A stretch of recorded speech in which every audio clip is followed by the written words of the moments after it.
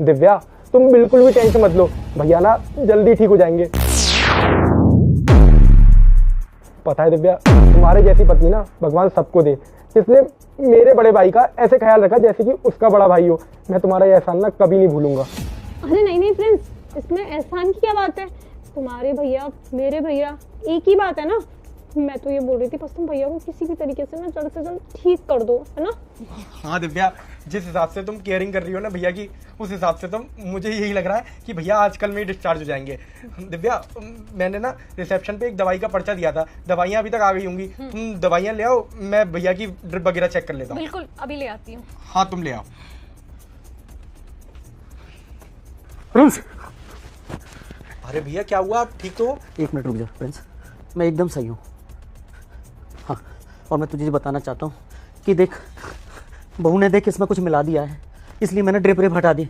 तू जानता था जब आया था तब इसका कलर कुछ और था और अब इसका कलर कुछ और हो गया। अरे हाँ, ये तो इस कलर की दवाई होती ही नहीं है जो ड्रिप आपकी चढ़ रही है, ये तो ऑरेंज कलर की होती है, ये तो पूरा लाल कलर हो रखा है। देख भाई, मैं तुझे यही बताना चाह रहा था कि वो शायद मुझे मारना चाहती है। तुझे मेरी बात पर विश्वास नहीं होगा, तू एक काम करना, अभी वो आए ना, तू बस उससे ये कह देना कि भैया नहीं रहे, तू उसके बाद देखना कि क्या होता है, और चुपचाप उसकी बातें सुनना या देखना, ठीक है? तू मेरी बात तो मान जा।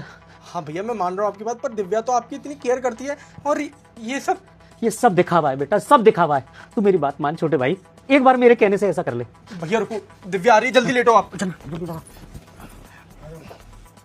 प्रिंस, रिसेप्शन पर तो वो बोल रहे हैं कि ऑलरेडी एक वार्ड बॉय दवाई लेने गया हुआ है, और फार्मेसी में 1-2 दवाइयाँ अवेलेबल नहीं थी तो वो पास में कहीं गया है दवाई लेने। दिव्या, हम दवाई का कोई फायदा नहीं है।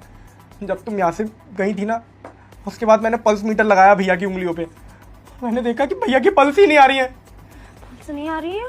भैया नहीं रहे दिव्या इस दुनिया में, जो कुछ भी समझ में नहीं आ रहा। अभी थोड़ी देर पहले तक भैया की कंडीशन ऐसी थी कि इनको अभी के अभी डिस्चार्ज करा लो, और एकदम से तू गई और पता नहीं क्या हुआ भैया को। मेरी गलती है, मुझे यहाँ से जाना ही नहीं चाहिए था।